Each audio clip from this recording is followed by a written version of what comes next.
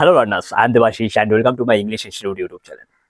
आज एक नए 5 वोकैबुलरी के साथ मैं आया हूँ जो मैं डेली लाता हूँ। और आज जो है ये वोकैबुलरी सीरीज का पार्ट 41 है। और हम लोग धीरे धीरे बहुत सारे वोकैबुलरी जान चुके हैं लास्ट कपल ऑफ मंथ्स में। और ये सच में हमारे लिए बहुत बड़ी अचीवमेंट है, इस चैनल के लिए बहुत बड़ी अचीवमेंट है।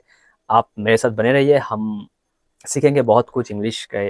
जितना हो सके हम सीखेंगे, जितना हो सके हम खुद को बेटर करेंगे, क्योंकि इंग्लिश हमारे फास्ट लैंग्वेज नहीं है। किसी के लिए ये सेकंड हो सकता है, किसी के लिए थर्ड, किसी के लिए फोर्थ भी हो सकता है।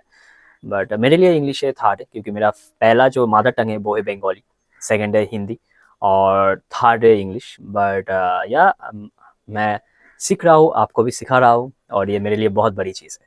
तो आज जो पहला वोकैबुलरी है 5 में से, वो पहला वोकैबुलरी है वो है बाघ।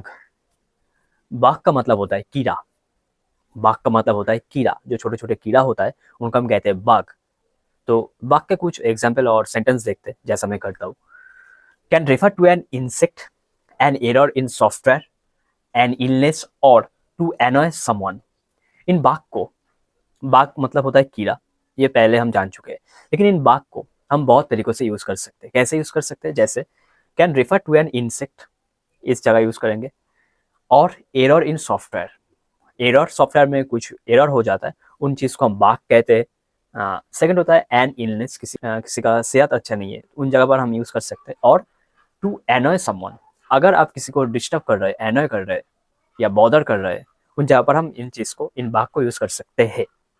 कुछ एग्जाम्पल देखते हैं। ए बाघ क्रॉल्ड अक्रॉस हर लेग, ए बाघ क्रॉल्ड अक्रॉस हर लेग। एक कीट वो उनके पैरों के ऊपर से उठ रहा है, इन जगह पर हम ये चीज का यूज करेंगे। सेकंड होता है the software has a bug that needs to be fix, the software has a bug that needs to be fix. Software program कुछ प्रॉब्लम कर रहा है, उनको ठीक करने के लिए, कुछ बग्स के प्रॉब्लम ठीक करने के लिए ये चीज चाहिए। सेकंड होता है he has been bugging me all morning, he has been bugging me all morning. तो he has been bugging me all morning, इनका मतलब हो जाता है जो एनॉय, जो डिस्टर्ब कर रहा है, उन चीज पर हम बाग का यूज करेंगे। तो इन तीन जगह पर हम बाग का यूज करेंगे। क्या होगा? पहला होगा जो कीट है उनके जगह।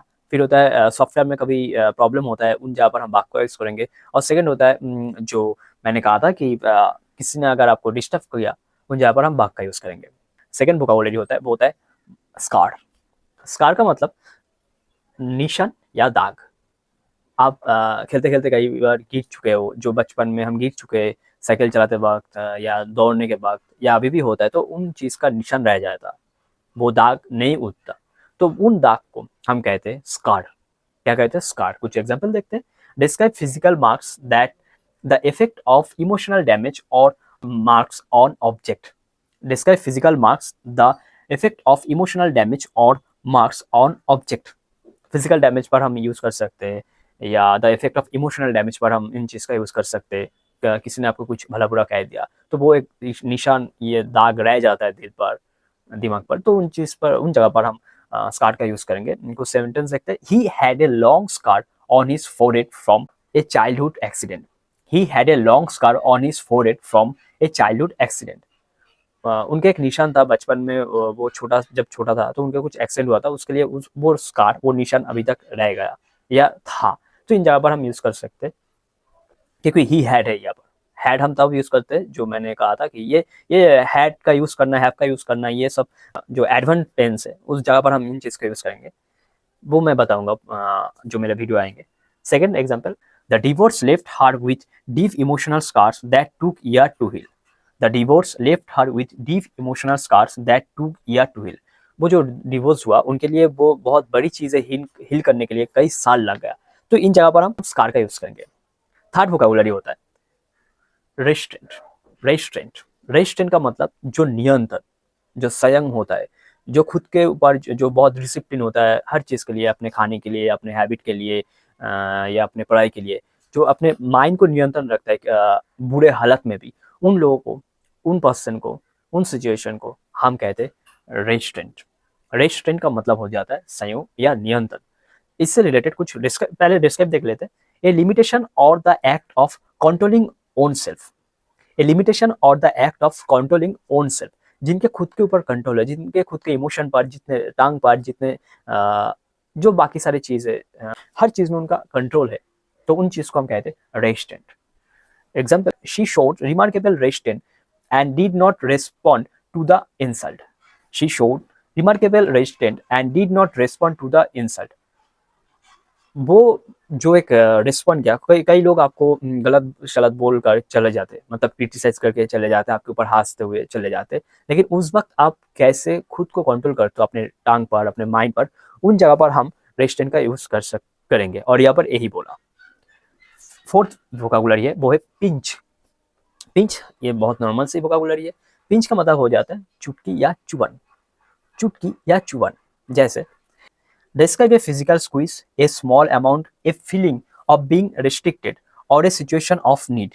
फिजिकल स्क्वीज मतलब किसी ने आपको आपके गाल ऐसे कर दिया, वो होता है स्क्वीज, वो होता है पिंच हो जाता है। फिर किसी ने आपको स्मॉल, आपको अगर कोई चीज़ चाहिए अपने खाने पर अब देते, वो होता है small.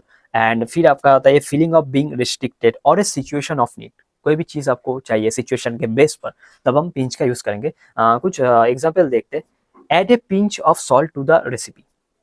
Add a pinch of salt to the recipe। जैसे खाने में नमक लगता है थोड़ा सा, या शुगर लगते हैं थोड़ा सा, तो इन जगह पर हम पिंच का यूज करेंगे। और देखेंगे ही पिंच द बेबीज चिक playfully. He pinch the babies चिक प्लेफुली।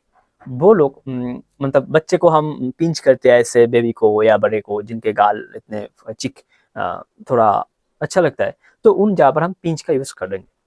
और जो लास्ट वोकाबुलरी है वो है नैगिंग। नैगिंग, नैगिंग का मतलब हो जाता है परेशानी या चिड़चिड़ा। परेशानी या चिड़चिड़ा। कुछ डिस्क्राइब देख लेते हैं पहले। Can describe resistant annoyance such as nagging parent, a nagging pain in your back. Nagging हम कई तरह यूज कर सकते हैं। आपके पापा मम्मी या आपके पेरेंट्स, आपके भाई बहन है, आपके नेबर्स रिलेटिव, कोई जो आपको बार बार डिस्टर्ब करते हैं, या आप किसी भी जगह काम करते हैं, आपके बॉस हमेशा, या आपके जो कोवर्कर होते हैं, कॉलीग्स होते हैं, वो आपको हमेशा डिस्टर्ब करते हैं, उन जगह पर हम नैगिंग का यूज़ कर सकते हैं। जो चिड़चिड़ा भाव करते हैं कि ये क्यों नहीं किया, कल क्यों नहीं टाइम पर आया, आप हमेशा ऐसे करते हो, उन लोगों पर, उन जगह पर हम कह सकते हैं नैगिंग। एग्जाम्पल देखते हैं। A nagging boss might continually complain about your work। A nagging boss might continually complain about your work। जो बॉस होता है वो कंटिन्यूअली आपके ऊपर, आपको काम को लेकर ये बोलते हैं, जो मैंने पहले बताया था, उन जगह पर हम नैगिंग का यूज करेंगे। और देखते हैं the nagging pain in one two becomes blood poisoning.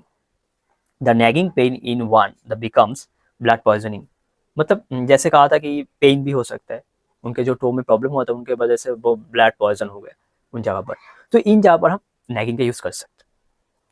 अब ये वीडियो को देखिए, आप लिख लीजिए बाग का मतलब क्या होता है, स्कार का मतलब क्या होता है। जैसे मैं हर रोज वीडियो बनाता हूँ, वो जो वोकाबुलरी है, 5 वोकाबुलरी हर रोज, बहुत बड़ी चीज नहीं है। अब देखिए, आप लिख लीजिए, आप प्रैक्टिस करिए, तब आपको नॉलेज बढ़ेगा ना। जब आप प्रैक्टिस करेंगे, बस देखेंगे वीडियो, वीडियो को बार बार देखिए, बार बार, एक बार नहीं बार बार देखिए, तब आप सीखेंगे लाइफ में। तब आप किसी से जब आप किसी बुक्स को जैसे जब आप किसी बुक्स को पढ़ेंगे तब आप सीखेंगे। जब आप इन चीज़ को देखेंगे बार बार, अपने लाइफ में ऐड करेंगे, तब आप सीखेंगे। So thank you for watching this video. Thank you.